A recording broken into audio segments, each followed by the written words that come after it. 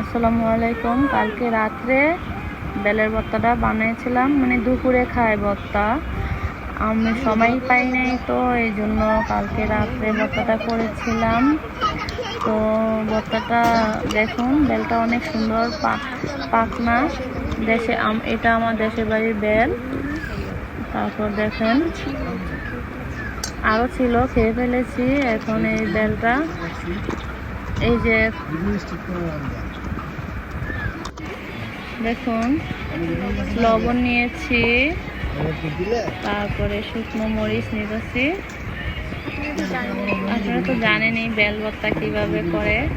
তারপর একটু চিনিও নিয়েছি, বেলটা একটু টক টক ছিল। তারপর একটু চিনি নিয়ে এই যে সাইডে চিনি, এই যে লবণ দিয়ে আর মরিচ দিয়ে মাখাচ্ছি।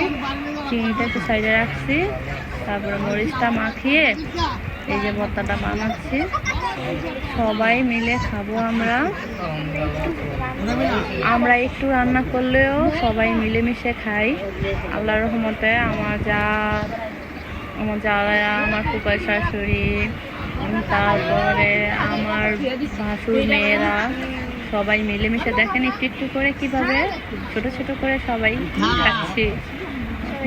সবাইকে দিয়ে দিয়ে দেখেন একটু একটু করে সবাইকে দিচ্ছি। কমেন্টে জানাবেন। আসসালামু আলাইকুম।